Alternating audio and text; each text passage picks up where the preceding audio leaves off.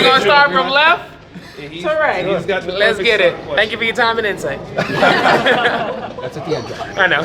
I know. But first of all, it seems Dr. Jones seems like you had the prescription today along with the rest of the team. So 10 different women hit at least 1 3, 4 had a plus minus of at least 40, including you. Yeah. Each of the first 19 field goals were assisted. What does the variety and camaraderie and teamwork say about where this team is at this point?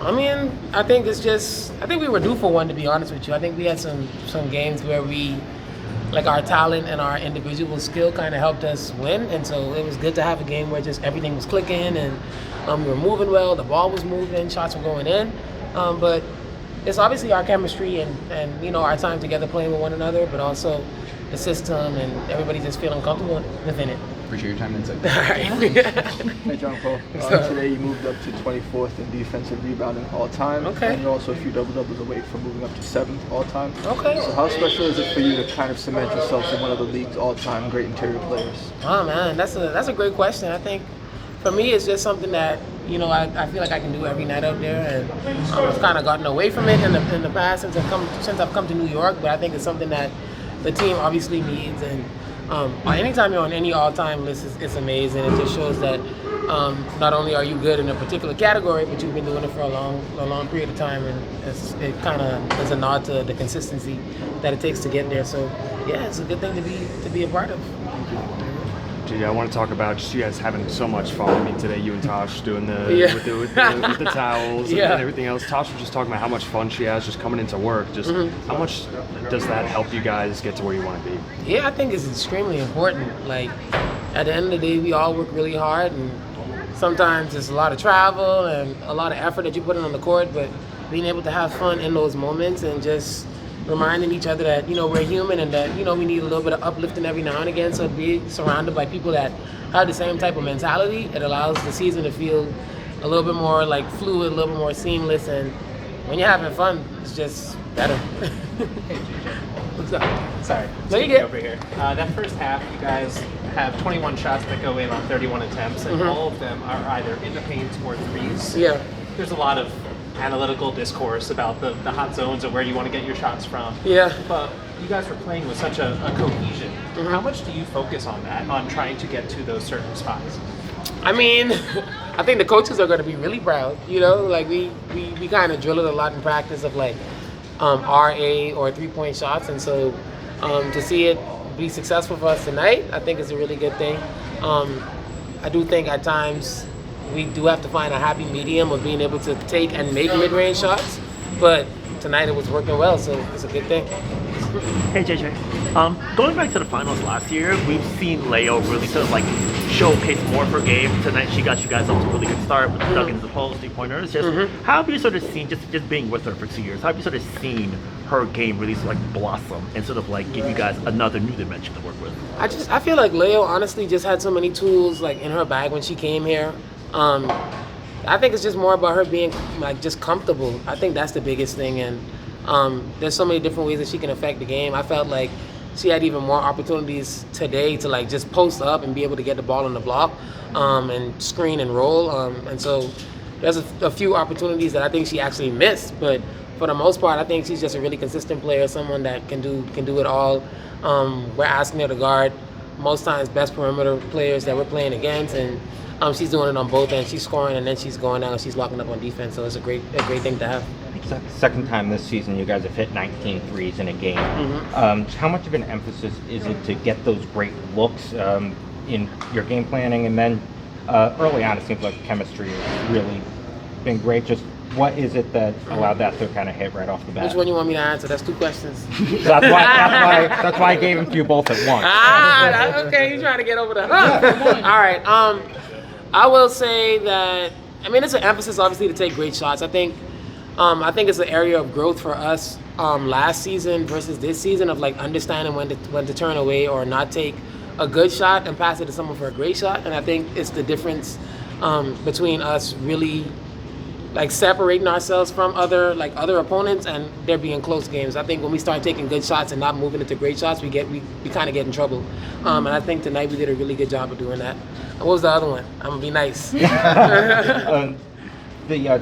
chemistry you guys seem to have right off the bat? Yeah, I think it's really good. I think Tosh comes in and she like fills a spot for us, and like I said before, her mentality, her attitude, and just the energy that she brings to us just complements us really well.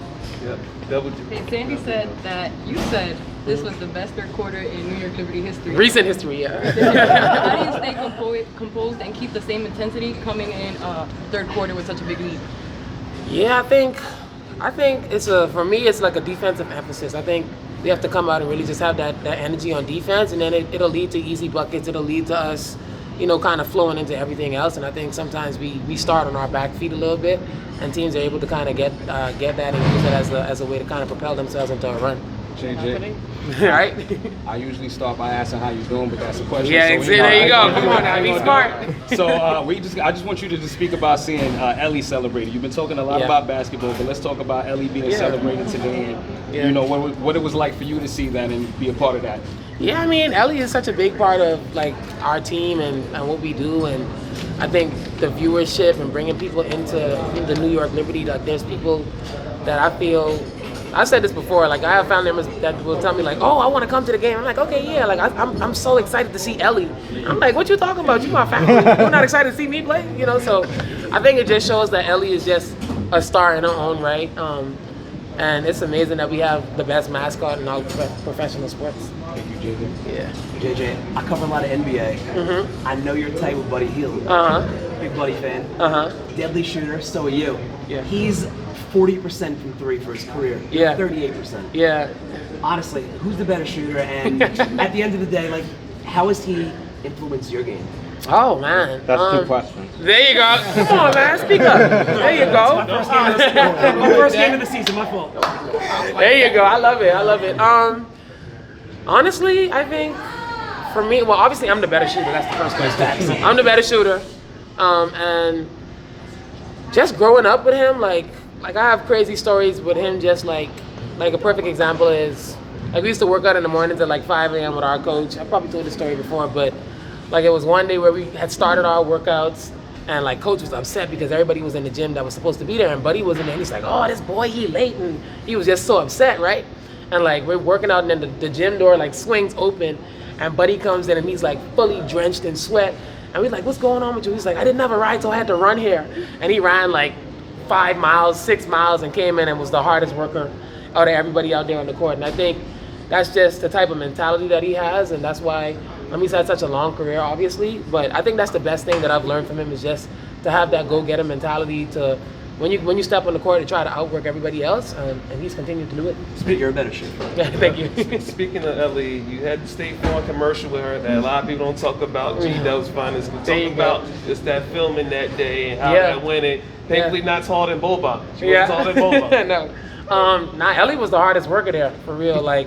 It was a California day. It was pretty hot, and those scenes where she was dancing, she had to shoot those over and over and over again. And so, like, I was just watching it, like, pretty amazed at the fact that like she's just able to they say action and it just comes on again. So I think that was the most impressive thing that I saw from that commercial. Obviously, it was great to be able to shoot with Rebecca Lobo and have another Liberty player there that has done so much for the organization and propelling us. So yeah.